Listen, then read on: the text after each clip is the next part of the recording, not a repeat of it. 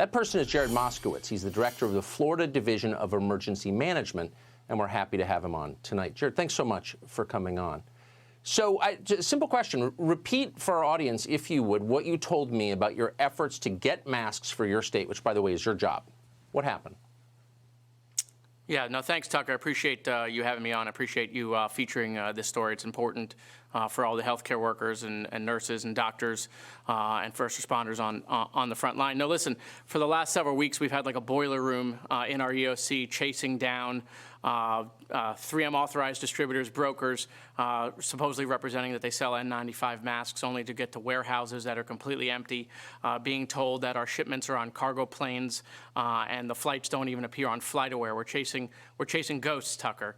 And so, you know, I just decided to turn up the heat and tell people what is actually happening in the N95 mask space. And so, you know, 3M reached out to us today. Their government relations folks wanted to have a conversation, and I thought perhaps maybe what 3M would finally say to me is that they have masks to sell me, but what I actually found out is even more frightening. It's what we suspected, which is that the system is completely broken, and that the authorized distributors who right now can't tell me a timeline when I'm going to receive my masks orders that I put in a month ago. And by the way, the terms and conditions are, you know, I got to pay for the masks and can't cancel my order. Is that 3M has lost total control. And so what I asked 3M is that, are they aware that their authorized distributors, U.S. companies, are telling me that the reason why our orders are being pushed down is because foreign countries are showing up with cash to purchase the orders. And when I told 3M that, not only did they not dispute it, I asked them if they've put out any guidance to prevent the behavior, and the answer was no. And so when I asked 3M, you know, what is your production? They said they're making 10 million masks a week. And when I said, great, I have money, I'd like to purchase some of those, they said I couldn't, that they have no mask to sell me. And it's criminal what's happening, Tucker. And I want to say something very clear. This is not about the workers in the factories at 3M who are working 24 hours a day to try to create this life-saving PPE. This is about the executives who decided not to put America first, and it's going to have devastating consequences.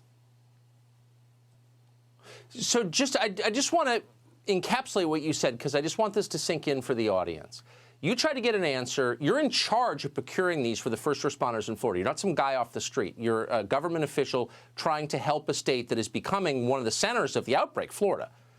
And you basically got the runaround. So you went after 3M on Twitter, and they responded. And people noticed it, and they responded.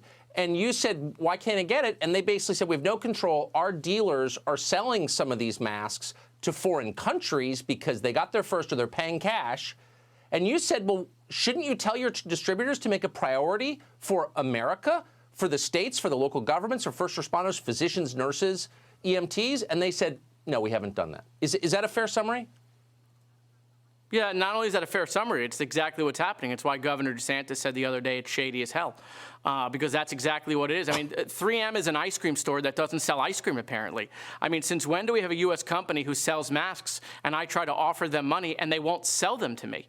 That, you know, I have to go through their authorized distributors, and their only excuse is that they don't have a perfect system. Well, that's great that they don't have a perfect system, and that, you know, I'm relegated to making deals with brokers at costs that are 10 and sometimes 20 times the actual cost of these masks, which, you know what, at the end of the day, Tucker, regardless of the cost at this point, getting the mask is the most important thing at the moment. We can't even get them because, like I said, I mean, we get to these warehouses. The rub is you represent Florida, and if they had said to you, look, I'm sorry, Michigan got there first, or California is on the list, or New York has a massive outbreak right now, and they need these masks, I think everyone would understand that. But you learned that these masks are literally being sold to foreign countries in the middle of a pandemic from which we are suffering profoundly. And I guess Michael Roman, who's the CEO of this company, who's doing a star turn on TV, I notice, never told the distributors that this country comes first. That's just bizarre to me. It's shocking to me.